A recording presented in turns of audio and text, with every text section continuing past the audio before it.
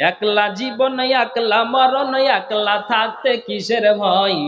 একলা জীবন একলা মরণ, একলা চলতে কিসের ভয়? এ দুনিয়ার মানুষগুলো কেউ তো কার নয় গো, এ দুনিয়ার মানুষগুলো কেউ তো কার নয়। একলা জীবন একলা মরণ, একলা থাকতে কিসের ভয়?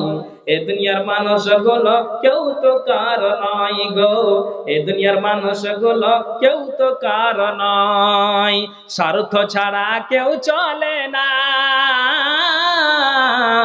মনের কথা কেউ বুঝে না।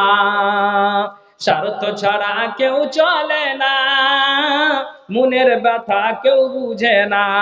কারো দুঃখ দেখলে আবার করে দুঃখীর অভিনয়, কারো দুঃখ দেখলে আবার করে দুঃখীর অভিনয়। এ দুনিয়ার মানুষগুলো কেউ তো কার নয় গো, এ দুনিয়ার মানুষগুলো কেউ তো কার নয়। একলা জীবন একলা মরণ, একলা চলতে কিসের ভয়? একলা জীবন একলা মরণ, একলা থাকতে কিসের ভয়? এ দুনিয়ার মানুষগুলো কেউ তো কার নয় গো, এ দুনিয়ার মানুষগুলো কেউ তো কার নয়। যে বুঝবে তোমার মনের কথা, যে মুছে দিবে যে মুছে দিবে মনের ব্যথা, যে বুঝবে তোমার মনের কথা, যে মুছে দিবে সকল ব্যথা। আবার তাই আল্লাহর সাথে বলো কথা থাকবে না আর কোনো ভয়, তাই আল্লাহর সাথে বলো কথা থাকবে না আর কোনো ভয়। এই দুনিয়ার মানুষগুলো কেউ তো কার নয় গো, এই দুনিয়ার মানুষগুলো কেউ তো কার নয়। একলা জীবন একলা মরণ, একলা চলতে কিসের ভয়? এই দুনিয়ার মানুষগুলো কেউ তো কার নয় গো, এই দুনিয়ার মানুষগুলো কেউ তো কার নয়। মুহাম্মদ জমিরুল আমি ওরে আপনে আপন করিসি যারে, মুহাম্মদ জমিরুল আমি ওরে আপনে আপন করিসি যারে। তাই তারাই তোকে রাখবে গরে ভুলে যাবে দুদিন পর, তাই তারাই তোকে রাখবে গরে ভুলে যাবে দুদিন পর। এ দুনিয়ার মানুষগুলো কেউ তো কার নয় গো, এ দুনিয়ার মানুষগুলো কেউ তো কার নয়। একলা জীবন একলা মরণ, একলা চলতে কিসের ভয়?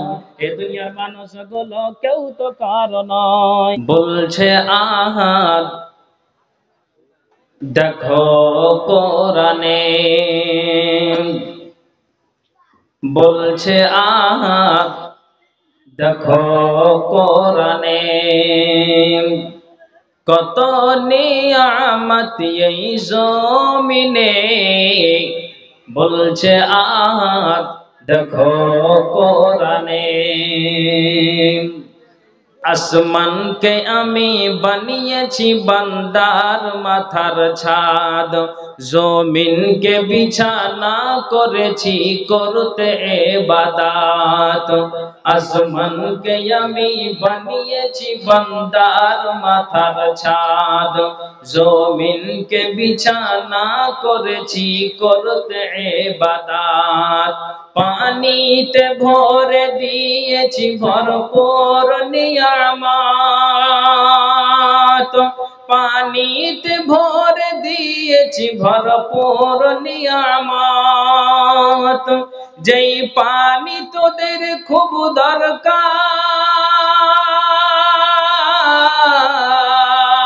দরকার, যেই পানি তোদের খুব দরকার জীবন মরণে। বলছে আহাদ দেখো কোরআনে, বলছে আহাদ দেখো কোরআনে, কত নিয়ামত এই জমিনে। বলছে আহাদ দেখো কোরআনে, সবুজ সবুজ বৃক্ষ দিয়ে সাজিয়েছে জমিন, শাক সবুজ ফল মূল খেয়ে থাকবি রে মমিন। সবুজ সবুজ বৃক্ষ দিয়ে সাজিয়েছি জমিন, শাক সবজি ফল মূল খেয়ে থাকবি রে মবিন। সূর্যকে আমি বানিয়েছি বেঁচে থাকার সামান, সূর্যকে আমি বানিয়েছি বেঁচে থাকার সামান। আধার ভুবনকে আলো করি,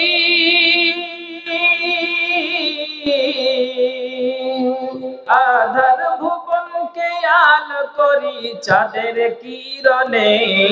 বলছে দেখো কোরআনে, বলছে দেখো কোরআনে, কত নিয়ামত এই জমিনে। বলছে দেখো কোরআনে, বলছে দেখো কোরআনে। আমি তোদের প্রভু মালিক, আমি তোদের রব, হায়াত মত রিজিক দৌলত আমার হাতে সব। আমি তোদের প্রভু মালিক, আমি তোদের রব, হায়াত মত রিজিক দৌলত আমার হাতে সব। মুসলিম সমাজ কোরআন খুলে চোখে দেখে নে, মুসলিম সমাজ কোরআন খুলে চোখে দেখে নে। কোরআনকে যদি মেনে চলো, কোরআনকে যদি মেনে চলো শান্তি সবখানে। বলছে দেখো কোরআনে, বলছে দেখো কোরআনে, কত নিয়ামত এই জমিনে। বলছে দেখো কোরআনে, বলছে দেখো কোরআনে।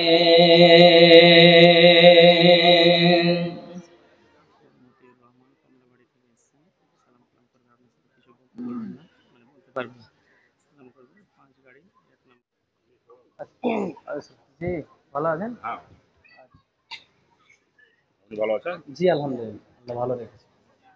তারপরে বলেন, বাকিটা আগে না ঠিক আছে, বলেন। এলেন পাঁচ গাড়ি কমলাবাড়ি ভাই মতিউর রহমান সাহেব, উনি 5 গাড়ি ইট দিয়েছেন। আলহামদুলিল্লাহ, আল্লাহ যেন ওনার উদ্দেশ্যকে পূরণ করে। সকলে পড়ি আল্লাহুম্মা আমিন। করেন জোরে বলেন আল্লাহুম্মা আমিন। মাশাআল্লাহ। ঠিক আছে ভাই। উপস্থিত কোরআন ও হাদিসের কর্ণধর ও মঞ্চে কেদারাই উপবিষ্ট সুপরিচিত সুদক্ষ শেখ কামরুজ্জামান মাদানী, উনি আমাকে আগে দেখেছেন, আমি ওনাকে দেখেছি। তারপরে দ্বিতীয় আজকে সাক্ষাৎ ওনার সঙ্গে হচ্ছে। তো দেখা মাত্রই উনি চিনতে পেরেছেন, আমিও পেয়েছি আলহামদুলিল্লাহ। তারপরে খুশি হলাম যে উনি মদিনা থেকে এসেছেন মাদানী ডিগ্রি নিয়ে এবং একজন যোগ্য ব্যক্তি হয়েছেন আলহামদুলিল্লাহ। তো যা হোক, আজকে ওনার উপস্থিতিতে সভাপতির আসনে এই জায়গাতে আপনাদের সম্মুখে আমি হাজির হয়েছি, আল্লাহ আমাকে হাজির করেছেন। তো তাই সংক্ষিপ্ত আকারে একটি ক্ষুদ্র বাক্যের দ্বারা দিয়ে আমরা আল্লাহর কৃতজ্ঞতা জ্ঞাপন করি। একটু আওয়াজ দিয়ে বলে উঠুন আলহামদুলিল্লাহ। তারপরে পরে যিনি ইসলামের পথ প্রদর্শক, ইসলাম হিতাকাঙ্ক্ষী, আকাঙ্ক্ষিত দিনের ভিখারি, লাস্ট প্রফেট নবী মুহাম্মদুর রাসূলুল্লাহ সাল্লাল্লাহু আলাইহি সাল্লাম, শত কোটি দুরুদ ও সালাম বর্ষিত হোক। আল্লাহুম্মা সাল্লি আলাইহি, আল্লাহুম্মা বারিক আলাইহি। আমিন। সুপ্রিয় শিক্ষিত সুধী মণ্ডলী, আমি আল্লাহর প্রতি হইতে দুটি আয়াত দুটি ক্ষুদ্র, একটা সূরা হুদ, এটা 11 নম্বর সূরার 120 নম্বর আয়াত, আর আরেকটা পড়লাম সূরা বাকারা, এটা 2 নম্বর সূরার 134 নম্বর আয়াত। ইনশাআল্লাহ আল্লাহ তাআলা আমাকে যেন বলার, তথাপি আপনাদেরকে শ্রবণ করার, তার সাথে সাথে উভয়কে আল্লাহ তাআলা আমল করার তৌফিক দিন। একবার সকলে পড়ি আল্লাহুম্মা আমিন। তো ভাই, বক্তব্য শুরু করার আগে আমি একটা কথা বলবো, আপনারা আমার কথাটা কি শুনবেন? হ্যাঁ না বলেন তো দেখি, কারা কারা শুনুন, হাতটা উঁচু করেন তো। মাশাআল্লাহ। আর মাঝে মাঝে বিজেপি আছে নাকি, যে হাত যে উঠালেন না? আচ্ছা, তো যারা আমরা হাতটাকে উঁচু করেছি আর যারা দাঁড়িয়ে আছেন বসে আছেন, আমি উভয়কে বলছি, বসে থাকা ব্যক্তি এবং দাঁড়িয়ে থাকা ব্যক্তি উভয়কে বলছি, এটা কোরআনের আদেশ। আর এই শাইখকে জিজ্ঞেস করুন, ঠিক আছে ভাই বসুন, শাইখকে জিজ্ঞেস করুন জি, যে আল্লাহ কোরআনে বলেছেন যে যখন তোমরা মজলিসে বসবে, এটা আল্লাহর কোরআন বলছেন যে তোমরা ফাঁকা স্থান রাখবে না, শূন্য স্থান রাখবে না। জি, তাফাসসাউ ফিজ মাজালিস, তোমরা জমে জমে সেটে সেটে বসবে। তবে এটা কোরআন এবং হাদিসের যখন এখানে আলোচনা হবে বা হচ্ছে মাগরিব থেকে এখন পর্যন্ত, তা আমি উভয়কে অনুরোধ করছি, যারা দাঁড়িয়ে আছেন তাদেরকেও, বসে আছেন একটু এগিয়ে চলে আসুন, তারপর আমার বক্তব্য দিন। আমি একটু এগিয়ে যাচ্ছি, বলবেন যে আপনি ফের আগান না কেন? আমি আগে গেলাম, বেশি আগালে ফের মুখের ভরা পড়ো, চলে আসেন। আচ্ছা আচ্ছা ভাই, একটু ভাই, একটু একটু কষ্ট দিচ্ছি ভাই, এই যারা দাঁড়িয়ে আছেন ভাই বসুন বসুন বসুন। ভাই শুনতে পাননি? ভাই ভাই, ওই ভাই বসেন বসেন বসেন।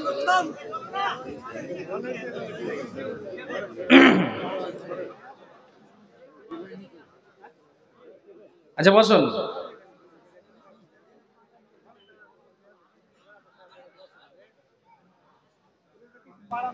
আচ্ছা আচ্ছা, এ ভাই আবার আপনারা আপনারা আপনারা কি করছেন?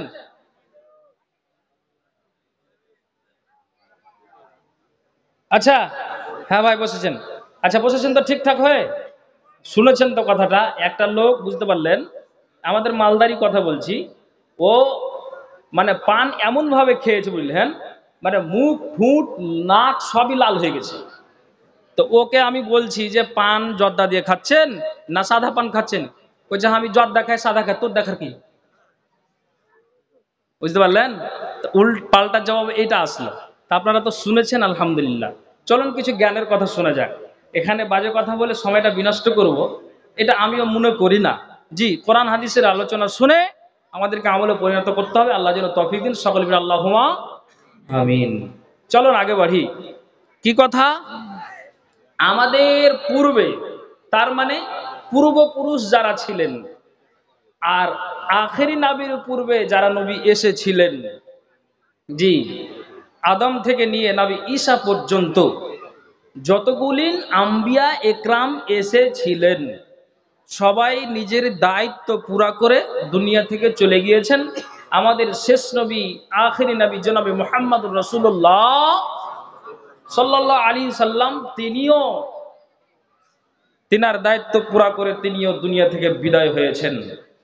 এক এক এক করে আজ আমার তো কাল আপনার, এই করে করে মানুষ যাচ্ছে, চলছে, যেতে হবে সবাইকে। এখন কি বলবো, যদি আপনি কোরআন খুলেন, নবী মূসা, নবী সুলাইমান, হযরত নূহ আলাইহিস সালাম, আদম আলাইহিস সালাম, এক কথায় যতগুলো আম্বিয়া একরাম এসেছেন, ইতিহাস তাদের বর্ণনা রয়েছে।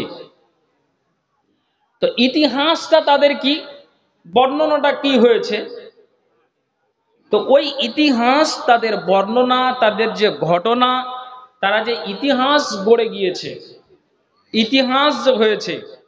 যেমন আপনাকে একটা কথা বলি, হযরতে নূহ আলাইহিস সালামকে এমন আল্লাহ তাআলা একটা নেয়ামত দান করেছিলেন যে উনার জুবানে আল্লাহ তাআলা এমন মিষ্টতা দান করেছিলেন যে যখন তিনি ইসলামের কথা জনগণের সামনে বলতেন, তা আল্লাহ ওনার জুবানে এমন মিষ্টতা দিয়েছিলেন যে শুনতে গেলেই তার দলে আসতে হবেই। যেমন আমি আপনাকে একটা উদাহরণ স্বরূপ বলছি, আমাদের পূর্বে, আমরা তো এখনো ইয়ং জেনারেশনের মধ্যে আমরা আছি, জি, বয়স আমার 30+ যাচ্ছে। তো মাওলানা হুসেন সালাফি, মাওলানা মুসলিম রহমানি, মাওলানা আব্দুল ওয়াহাব রহমানি, ইনারা যে মঞ্চে আসতেন, আল্লাহ তাআলা ওনাদের জুবানে এমন মিষ্টতা দান করেছিলেন। আজকালকার আমরা বক্তারা কে কোনখানে আছো, একটু ছড়িয়ে ছিটিয়ে না বসে, এলেমলে হয়ে না বসে, গচ্ছিত ভাবে বসো, এটা বলি কি বলি না? কিন্তু আল্লাহ তাআলা ওনাদের জুবানে এমন একটা মিষ্টতা দিয়েছিলেন, ওনার স্টেজে আসতে গেলে মানুষ সবাই একজোটে জমায়েতে বসে দেবে। আল্লাহ ওনাদেরকে এটা একটা বিশাল নিয়ামত দান করেছেন। এখন বর্তমানে যদি বলা যায় তাহলে মাওলানা বদরুদ্দোজা নদভীকে বলা যাবে, কোনো ভুল হবে না। ঠিক বলছি না ভুল বলছি? হ্যাঁ না কেন বলছেন আপনারা? ঠিক বললাম না ভুল বললাম? তো ইতিহাস সবাই গড়ে গিয়েছে। এখন আমি আপনাদেরকে যেটা বলতে চাইছি যে এই আখেরি নবীর পূর্বে তেনার যে একটা ইতিহাস, তো টোটাল ইতিহাস তো এখন এই জায়গাতে বলা সম্ভব নয়। তাহলে উনাদের ইতিহাস থেকে নবীজিকে জ্ঞান দিচ্ছেন, আল্লাহর কোরআনের আয়াত বলছেন, তাহলে আমাদেরকে সেখান থেকে আমাদেরকে জ্ঞান নিতে হবে।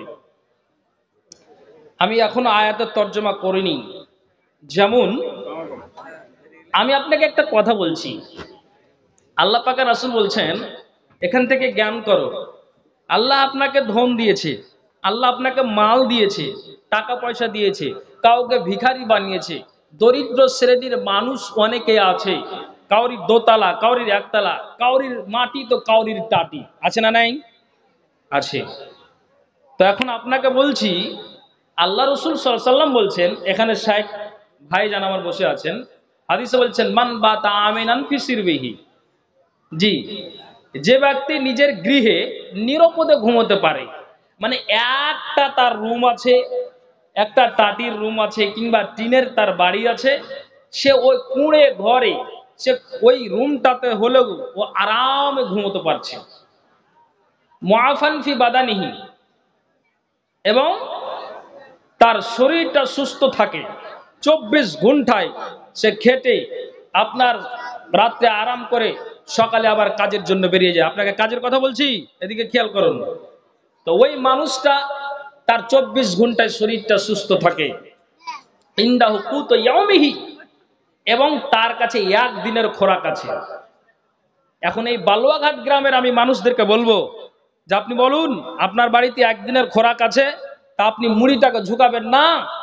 আল্লাহ ওয়াডেল পরিমাণে মাল দিয়েছে, বর্ষাতে ধান যদিও কিছু নষ্ট হয়েছে, তারপরেও কিন্তু আল্লাহ আমাদেরকে খুব ভালো রেখেছেন। রেখেন না রাখেননি? রেখেছেন।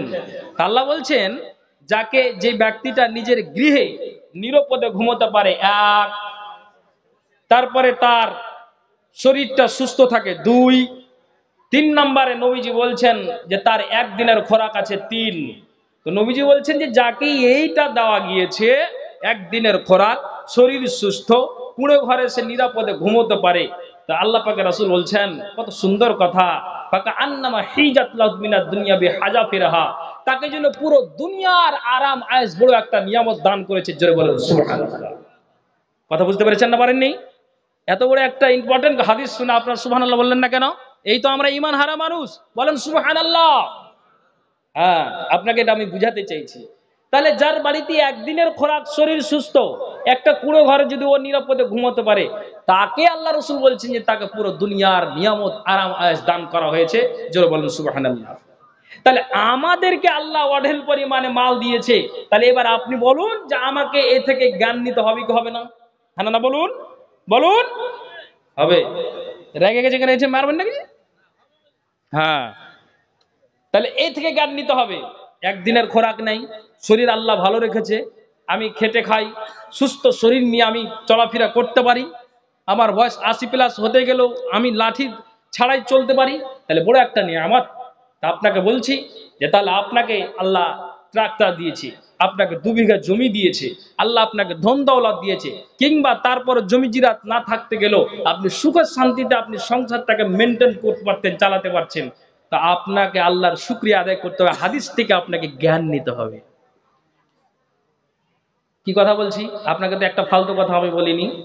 এই জন্য নবী বলছেন, আল্লাহর কোরআন বলছে কি, আউযু বিল্লাহি মিনাশ শাইতানির রাজীম ওয়া কুল্লান নাকুসু আলাইকা মিন আম্বাইর রাসূল মা নুসাব্বিতু বিহি ফুআদাক ওয়া জাআকা ফি হাযিহিল হক ওয়া মাউইদাতুন ওয়া যিকরা লিল মুমিনিন। দেখেন আল্লাহর কোরআন, আল্লাহ বলছেন রাসূলদের যে সব সংবাদ সমূহ আমি তোমার কাছে বর্ণনা করলাম, এর দ্বারা মানু সাব্বিত বিহি ফুয়াদাক, এর দ্বারা আমি তোমার দিলকে মজবুত করছি। ওয়াজাআকা ফি হাযিহিল হক, এতে তুমি প্রকৃত সত্যের জ্ঞান লাভ করবে।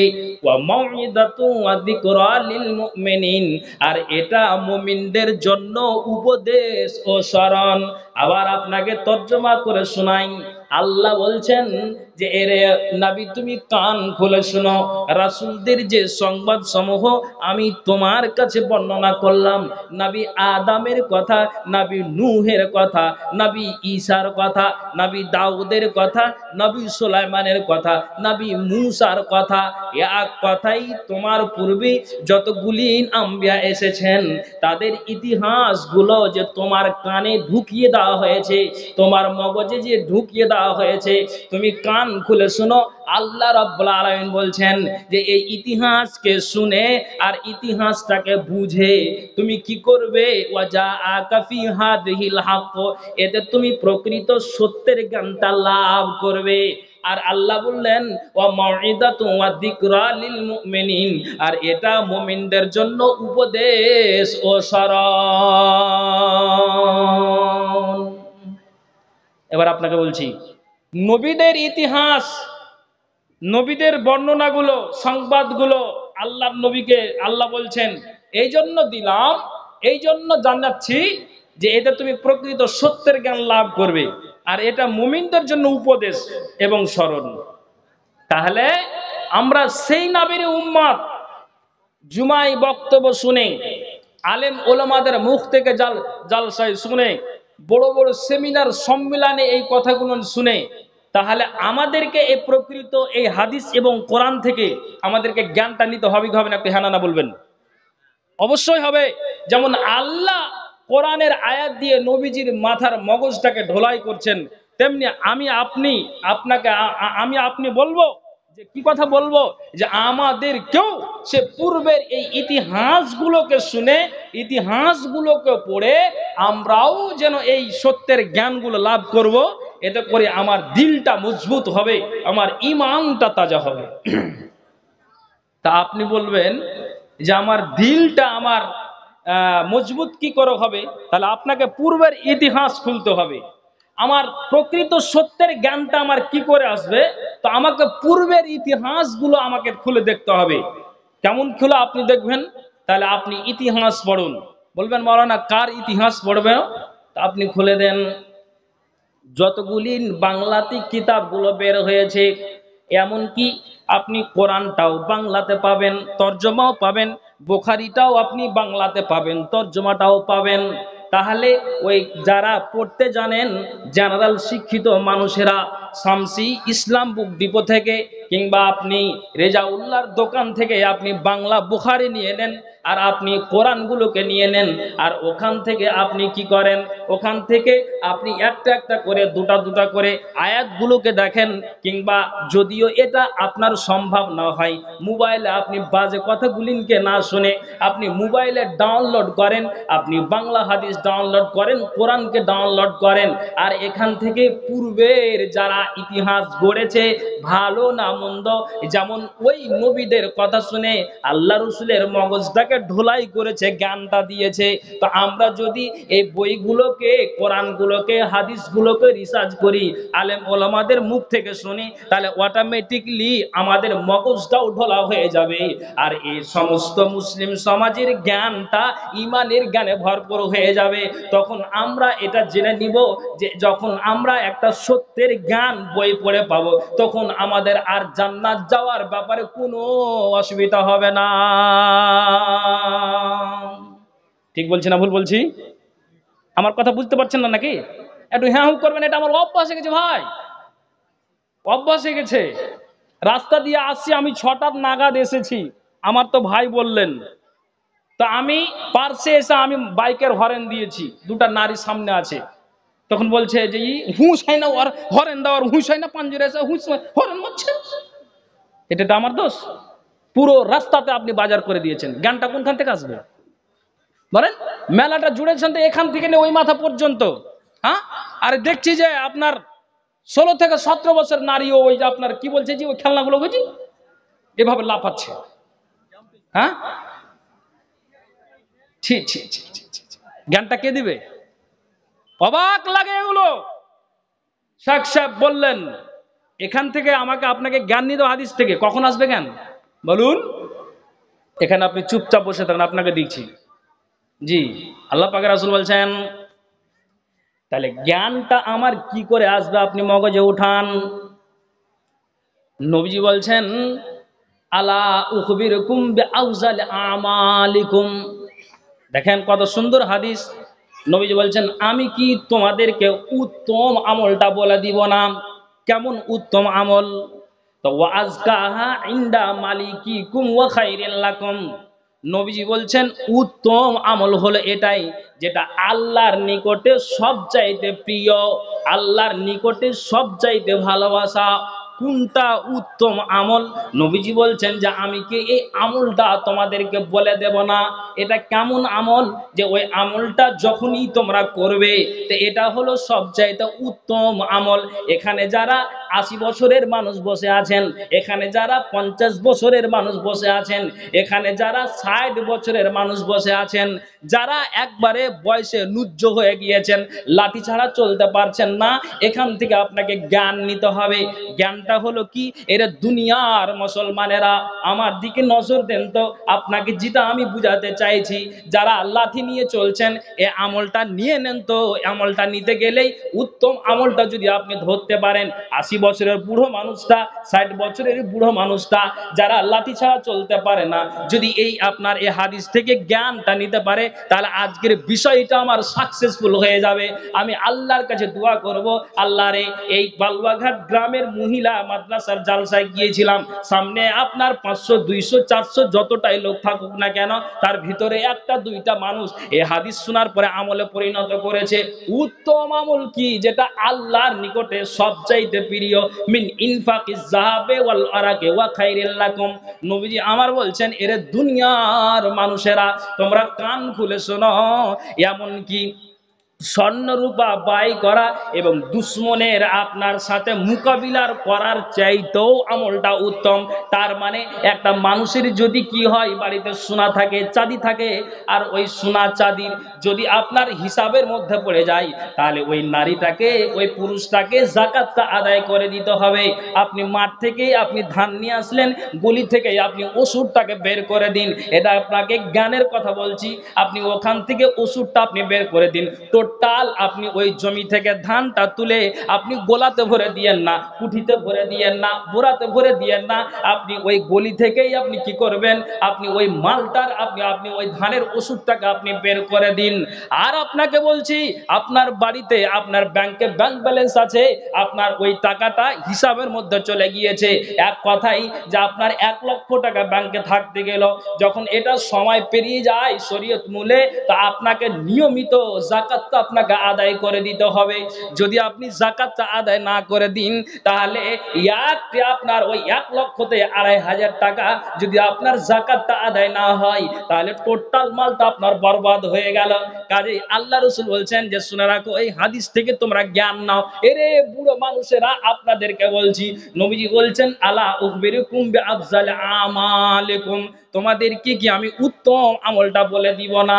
ওয়া আজকাহা ইনদা মালিকিকুম ওয়া খাইরিল লাকুম, যা আল্লাহর নিকটে সবচাইতে প্রিয়, মিন ইনফাকিজ যাহাবে ওয়াল ওয়ারাকে ওয়া খাইরিল লাকুম, এমন কি স্বর্ণ রূপা ব্যয় করা এবং দুশমনের সাথে মোকাবিলার করার চেয়েও আমলটা উত্তম। একবার জোরে বলুন সুবহানাল্লাহ। উত্তম আমলটা কারা কারা শুনতে রাজি আছে? হাতটা উঁচু করেন তো দেখি। আলহামদুলিল্লাহ, আলহামদুলিল্লাহ, মাশাআল্লাহ। তাহলে শুনতে রাজি আছেন? জোরে বলেন তো। 500 টাকা দেন না তো বলবো না। এবার শেষ হয়ে গেল, এবার শেষ। যা হোক নেব না, কিন্তু কথাটা শুনেন, কাজে লাগবে। উত্তম আমল কি?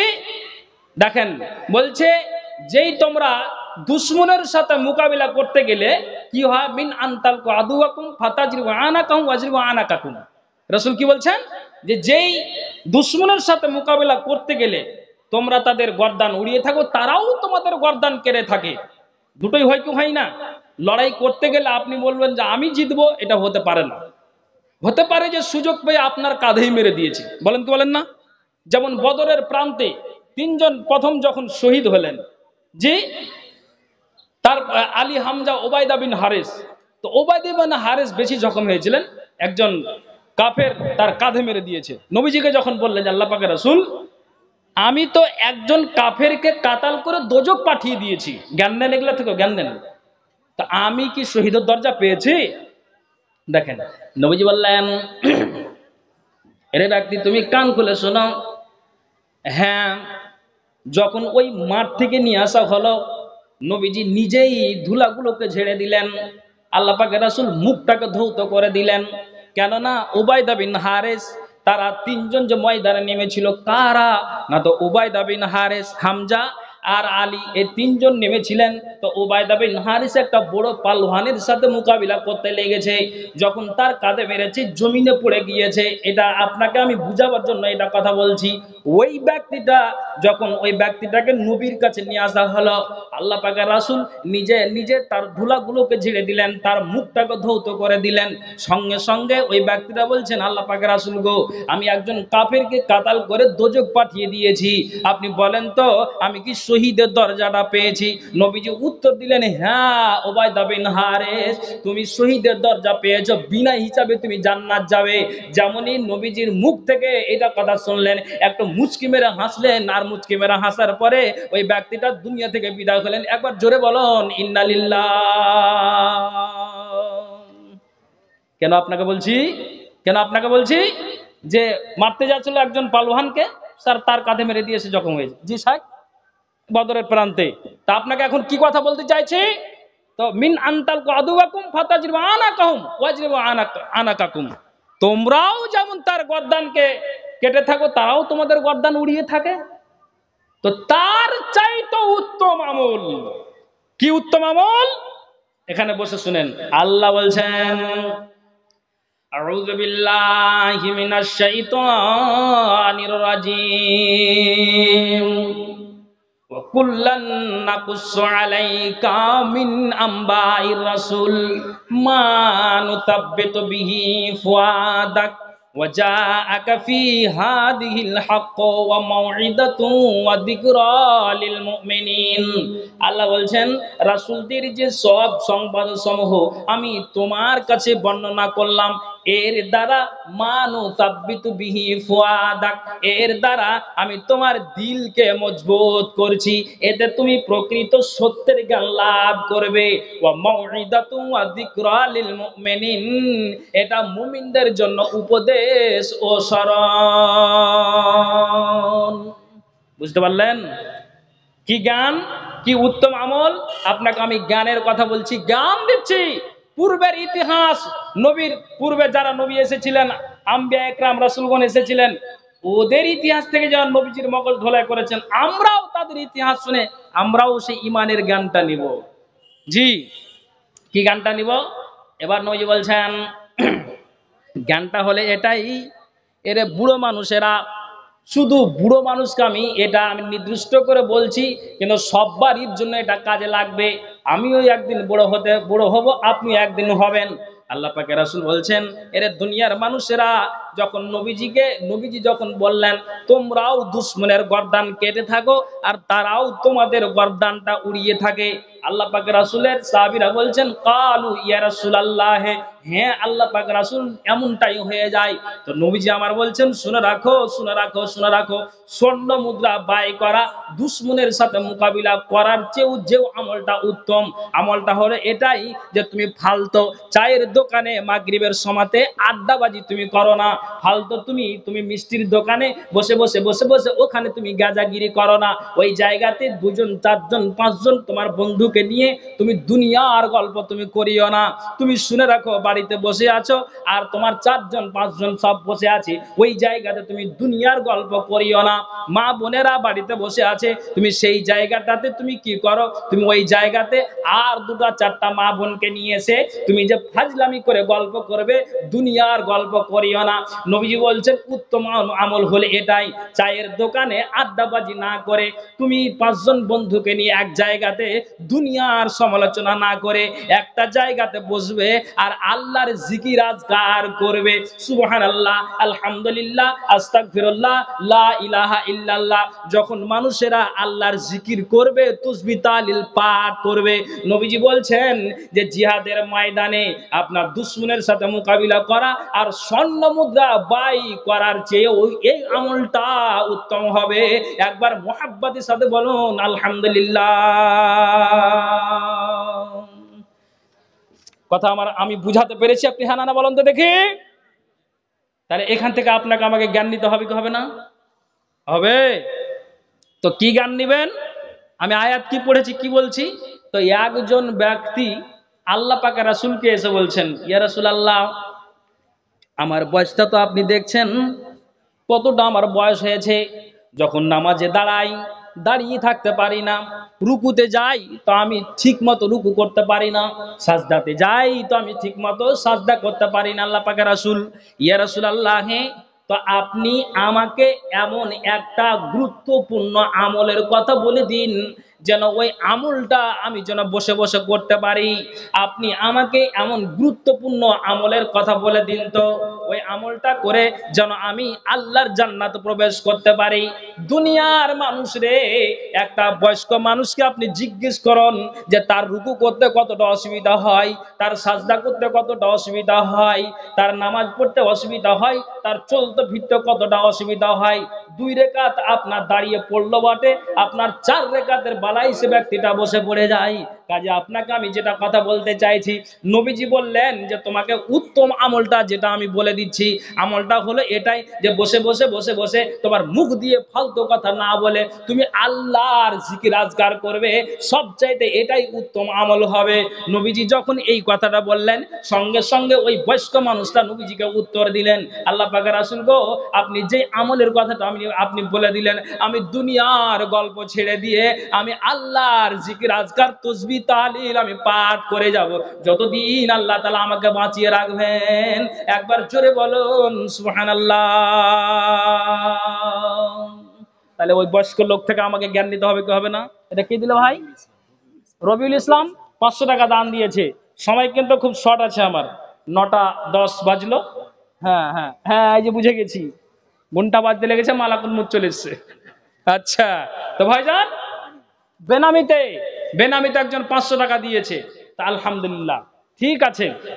আমি একটা কথা বলবো ভাই, আমি একটু লাইনচ্যুত হচ্ছি, আমি একটা বিষয়ের উপরে যাচ্ছি অবশ্যই, কিন্তু ভাই উন্নতি কল্পে জালসা, আপনার দুঃখ নেবেন না। আমি একটা হাদিস বলবো, হাদিসটা আপনারা শুনতে রাজি আছেন কি? কারা কারা রাজি আছেন? আলহামদুলিল্লাহ, মাশাআল্লাহ, ঠিক আছে ঠিক আছে। যে আপনারা যে শুনছেন মনোযোগ দিয়ে, এটা খুব খুশি লাগছে।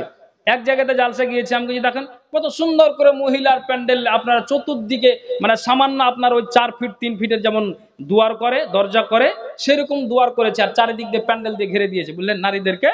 আর পুরুষের খোলা প্যান্ডেল আছে।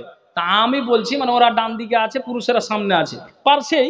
তখন আমি বলছি আলহামদুলিল্লাহ, নারীদের কত সুন্দর করে ঘিরেছেন জি, যে একবারে একটা শুধু গেট করেছেন, একটা বাহির পথ না, ওখান দিয়ে যাতায়াত করছে, একটাই মানে আপনার গেট করেছে পর্দা দিয়ে, তো খুব ভালো লেগেছে।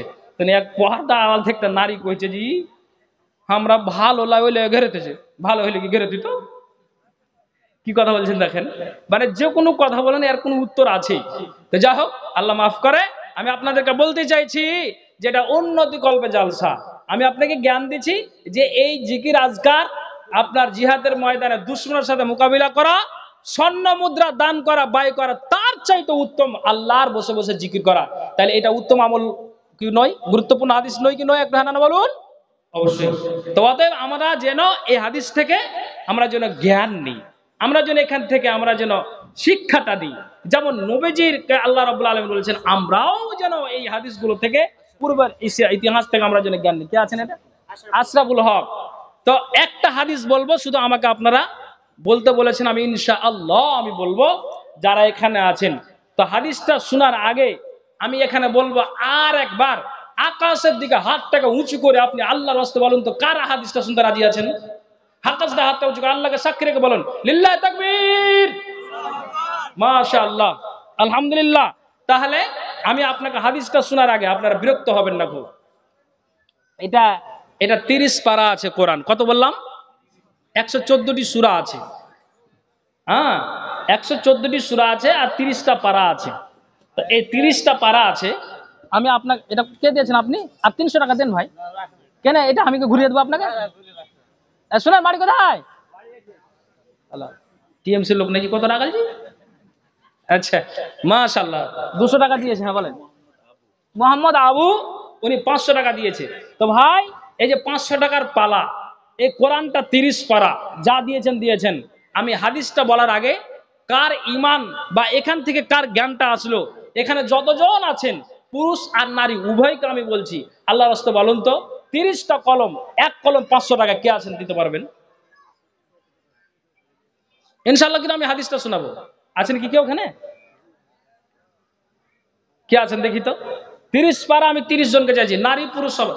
এই জুবাইর ভাই, চাদর যদি পাঠান নারীর কাছে তো হয় না? নারীদেরকে ভলান্টিয়ার করেননি? হ্যাঁ, তো ই করেন না, আমি চাদরের জন্য বলছি।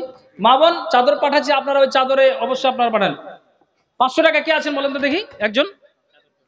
30 জন। তো একজন সর্বপ্রথম বলেন। জি, কে আছেন বলেন? আল্লাহর রাস্তায় আছেন কি একজন কেউ?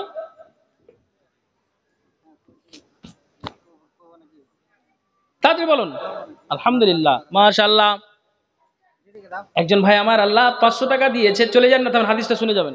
এটা খালি দানটা হয়ে যাক, আর 28 পারা বাকি আছে। আল্লাহ আল্লাহ গো, 2 কলম হলো আর 28 পারা বাকি আছে। আল্লাহ যে আশা দান দিয়েছে মনের বাসনা উদ্দেশ্য আল্লাহ তুই পূরণ করো। আল্লাহ জানি না কি উদ্দেশ্য দিয়েছে, মনের বাসনা উদ্দেশ্য আল্লাহ তুই পূরণ করো। আমিন আমিন। আসুন আসুন, একটু আল্লাহর রাস্তায় আসুন, কেউ যেন আমরা হাত ছাড়া না হয়। জি, একলা জীবন একলা মরণ, একলা থাকতে কিসের ভয়, একলা জীবন একলা মরণ, একলা চলতে কিসের ভয়। এ দুনিয়ার মানুষগুলো কেউ তো কার নয় গো, এ দুনিয়ার মানুষগুলো কেউ তো কার নয়। একলা জীবন একলা মরণ, একলা থাকতে কিসের ভয়। এ দুনিয়ার মানুষগুলো কেউ তো কার নয় গো, এ দুনিয়ার মানুষগুলো কেউ তো কার নয়। স্বার্থ ছাড়া কেউ চলে না, মনের কথা কেউ বুঝে না। স্বার্থ ছাড়া কেউ চলে না, মনের ব্যথা কেউ বুঝে না। কারো দুঃখ দেখলে আবার করে দুঃখীর অভিনয়, কারো দুঃখ দেখলে আবার করে দুঃখীর অভিনয়। এ দুনিয়ার মানুষগুলো কেউ তো কার নয় গো, এ দুনিয়ার মানুষগুলো কেউ তো কার নয়। একলা জীবন একলা মরণ, একলা চলতে কিসের ভয়। একলা জীবন একলা মরণ, একলা থাকতে কিসের ভয়। এ দুনিয়ার মানুষগুলো কেউ তো কার নয় গো, এ দুনিয়ার মানুষগুলো কেউ তো কার নয়। যে বুঝবে তোমার মনের কথা, যে মুছে দিবে যে মুছে দিবে মনের ব্যথা, যে বুঝবে তোমার মনের কথা, যে মুছে দিবে সকল ব্যথা। আবার তাই আল্লাহর সাথে বলো কথা থাকবে না আর কোনো ভয়, তাই আল্লাহর সাথে বলো কথা থাকবে না আর কোনো ভয়। এই দুনিয়ার মানুষগুলো কেউ তো কার নয় গো, এই দুনিয়ার মানুষগুলো কেউ তো কার নয়। একলা জীবন একলা মরণ, একলা চলতে কিসের ভয়। এই দুনিয়ার মানুষগুলো কেউ তো কার নয় গো, এই দুনিয়ার মানুষগুলো কেউ তো কার নয়। মুহাম্মদ জামিরুল আমি ওরে আপনে আপন করিসি যারে, মুহাম্মদ জামিরুল আমি ওরে আপনে আপন করিসি যারে। তাই তারাই তোকে রাখবে গরে ভুলে যাবে দুদিন পর, তাই তারাই তোকে রাখবে গরে ভুলে যাবে দুদিন পর। এ দুনিয়ার মানুষগুলো কেউ তো কারো নয় গো, এ দুনিয়ার মানুষগুলো কেউ তো কারো নয়। একলা জীবন একলা মরণ একলা চলতে কিসের ভয়, এ দুনিয়ার মানুষগুলো কেউ তো কারো নয়। কেটে ভাই বেনামিতে আরেকজন ভাই আমার আল্লাহ 500 টাকা বেনামিতে দিয়েছে, আল্লাহ 600 টাকা উভয় দান দিয়েছে। আল্লাহ দানকে তুমি সাদরে গ্রহণ করো। জি আছে দান দিয়েছে, মনের বাসনা উদ্দেশ্য আল্লাহ তুমি পূরণ করো। আমিন আমিন।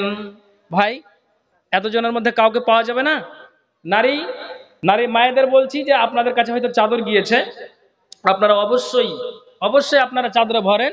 বেশি বলিনি, 500 টাকা বলেছি। আপনি বাজার যান, হয়তো বাড়িতে কুটুম এসেছে, তার একটা খরচ করেছেন, নিজে কিছু খাবেন বা খেয়েছেন পরিবারের জন্য, এই করে করে আপনার 200-400 শেষ হয়েছে।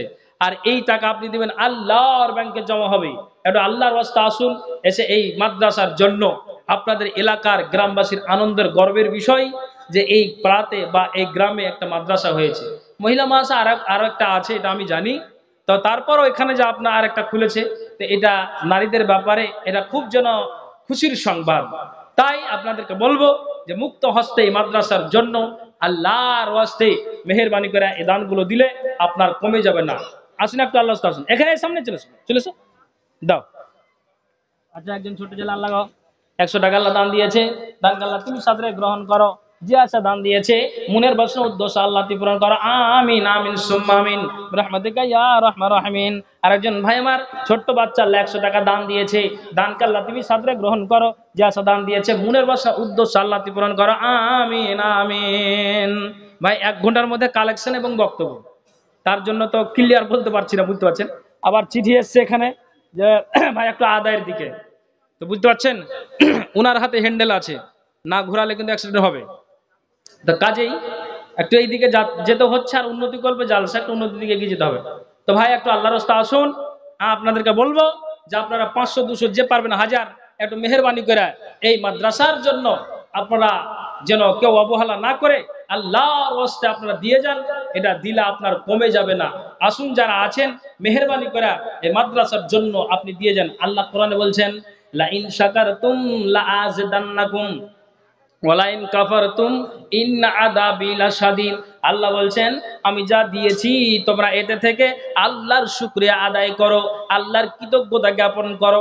এরে বান্দা তোমাকে আমি ধন দিয়েছি, মাল দিয়েছি, তোমাকে দোতলা দিয়েছি। তো একটা মানুষকে আমি মাটির বাড়িতে বসবাস করতে দেই, তো ওই মানুষের তুমি দোতলার দিকে নজর না দিয়ে তোমার মাটি আছে তো কাউরির টাটি আছে সেই দিকে তুমি নজর দাও। আল্লাহ এটাই এই জন্য বলতে চাইছেন যে যা তোমাদেরকে দিয়েছি এদের থেকে তুমি আল্লাহর শুকরিয়া আদায় করো, কৃতজ্ঞতা জ্ঞাপন করো। অসন্তুষ্ট যদি করো, আল্লাহর কৃতজ্ঞতা যদি জ্ঞাপন তুমি না করো, আল্লাহ কোরআনে জানিয়ে দিলেন ইন্না আযাবি লাশাদীদ, আমার আযাব বড় কঠিন, সেই আযাবেই তোমাদের গ্রেফতার হতে হবে। আসুন আসুন একটু আল্লাহর রাস্তায় আসুন ভাই, কেউ যেন আমরা হাতছাড়া না করি। হ্যাঁ কে ভাই বলেন।